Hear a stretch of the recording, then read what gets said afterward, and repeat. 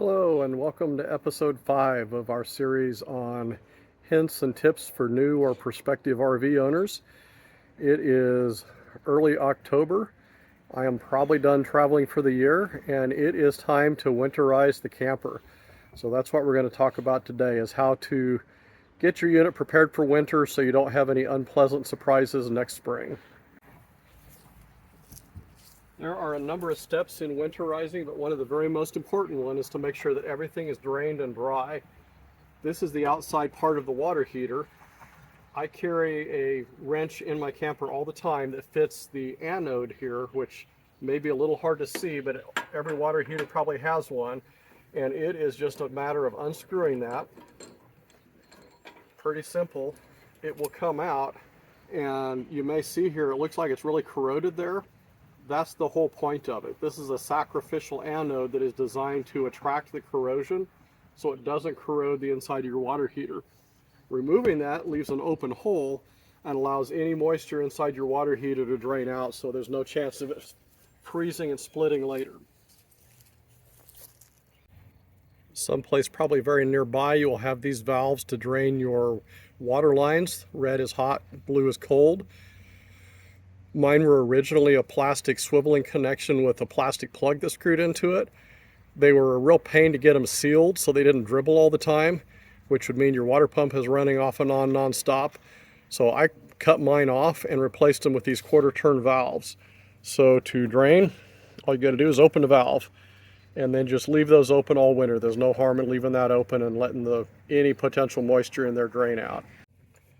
Another place you don't want to miss, and this is actually an upgrade I did. If you watched my last video on upgrades, I mentioned about putting a vent over one of the panels that accesses plumbing.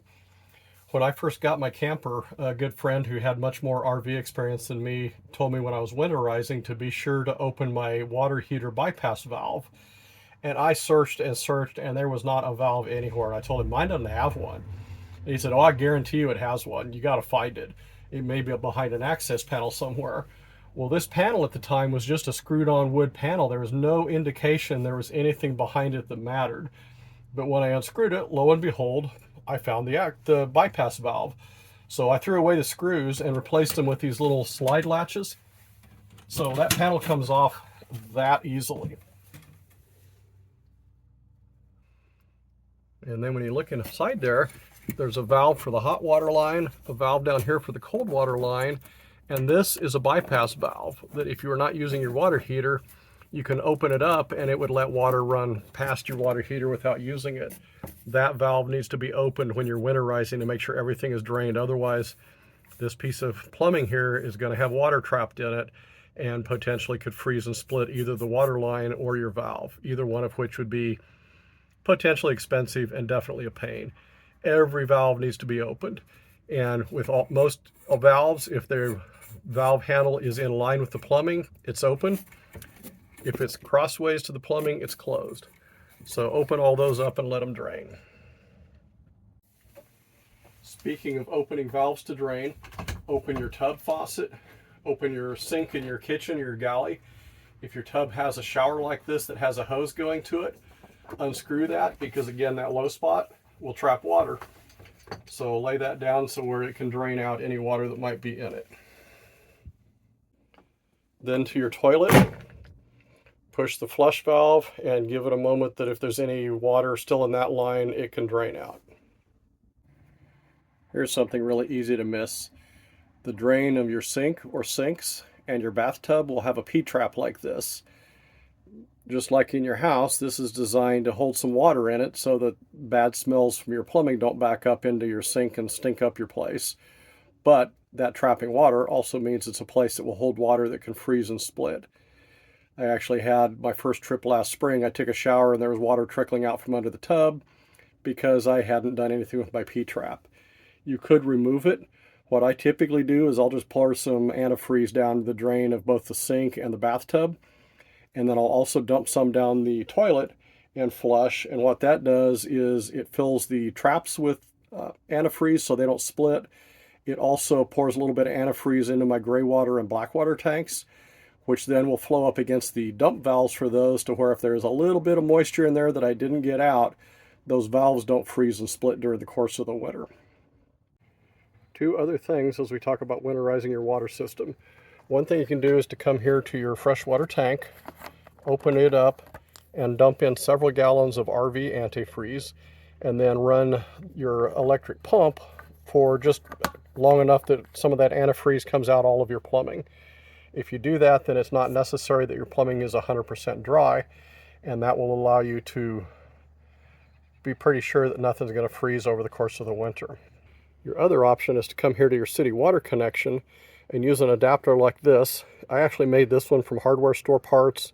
It cost me a few bucks. You can buy it online as well, but this will screw into your city water connection, and then you can hook it up on that quick disconnect there to an air hose and use this quarter turn valve to turn it on and off and actually blow out the system.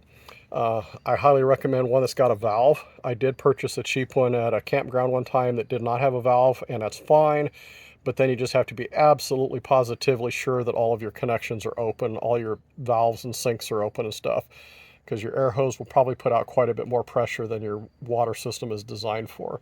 With this, I can leave it shut and just crack the valve enough that water's blowing out and be pretty confident I'm not going to hurt anything. I will open my refrigerator and leave it open, because if you don't, that's going to be a great spot for some mildew by the time you come back next spring, and it could get really nasty. So leaving it open to air out, and of course if it happens to be a 12-volt fridge, make sure it's turned off so it doesn't run all winter while it's open. One of the last steps inside, and it may not be essential, but it's not a bad idea to just shut off all your breakers. That way, just if there was some sort of an electrical glitch during the off season, it reduces the chance of an electrical fire or some sort of other electrical problem. Then one of the last steps for the season is just to cover everything up. These tire covers help to prevent UV degradation of the tires, which should get you a little more life out of them. UV exposure is pretty hard on almost everything, including rubber tires, so for the cost of a few bucks to put a tire cover on, it's well worth it. One thing that's really helpful to protect your camper during the winter, protect it from UV light, protect it from snow that might build up and then allow it to seep around cracks or leaks or whatever, is to put a good quality cover on it. And this is easiest if you have two people to work together or even more, but I've got a system worked out where at the end of the winter, when I'm getting ready for next spring and I take the cover off, I'll lay it out completely flat on the ground, fold the sides back into the middle over the top of it, and then fold it down into about a 3 or 4 foot wide fold that is the full length of the camper from one end to the other. With that, what I can do is I can just get it up on the roof, set it on one end, roll it completely out, flip the sides down, and it can be done with one person. Still a bit of work, but at least that makes it a potential one-person job instead of requiring 2 or 3 to get it done. One thing that is important to know when you're covering it up is to protect your cover from damage. And these drain spouts on the corner of your rain gutter will shred even a good cover if you get some good winter wind. So before I put my cover on, I will shove a piece of pipe insulation over those, or wrap them up in a rag and tie it off or something like that, just to protect. It helps save your investment, which saves your investment. Once you have your cover spread out in place, as I do now, and it took a few minutes just doing this with one person, but it's doable, I will wrap some rags around the end of my back bumper, because that's another spot that it could really rub on and abrade and cause unnecessary wear and tear, and then I will secure it. There are lots and lots of straps and buckles on this one, and the more secure you can have it, the less likely it's going to get shredded or blown off in a windstorm. Okay, it's probably been 30 or 45 minutes I've been working on this since I'm working solo, but the camper is covered. It is fairly snug. I'll probably come back in the days to come as it kind of settles in place and tighten up that cover a little more. One thing I do sometimes, I'll show you here, is I will run some of these retaining straps under the tongue, around one of the stabilizing jacks or something of that sort, to help just hold it that much more where the wind can't rip it off. So it's ready to go. One thing I really like about this particular cover is it has several zippers here up and down the side. So, and those go all the way to the top and all the way to the bottom. So if I needed to get into this during the off season, either because I wanted to do some maintenance or I get the itch to start planning my next trip or whatever, I can unzip that and I can still get in and out of it without having to uncover it. Okay, my last step is to make sure my battery is going to survive the winter. This last spring when I went on my first trip, my heater wouldn't run all night long because the battery just didn't have enough oomph to actually keep it functioning throughout the cold night as the heater kept cycling. So what I'm going to do this year is I'm adding this little solar conditioner, and it's just going to hook to the battery with a couple of these alligator clips here. Super simple. The red clip goes on the positive terminal. The black clip goes on the black or negative terminal. That's pretty high tech there. Red goes to red, black goes to black. I'll cover that up, and now this will keep my battery maintained throughout the winter. So when I'm ready next spring, I can just uncover it and I'm ready to roll. That's it. Should be good to go through the winter. The cover will keep snow from sitting on the roof and then melting and finding a place to seep through.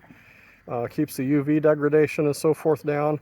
And my travel trailer is ready to enjoy a winter off before we head out next spring and start new adventures. So hopefully you've enjoyed this and found it useful. I'd appreciate a like down below if you don't mind. And if you'd like to see more like this, hit subscribe. If you haven't seen them, look back to see my other videos I've done on tips and tricks for new RV owners. Happy travels. Thanks for watching.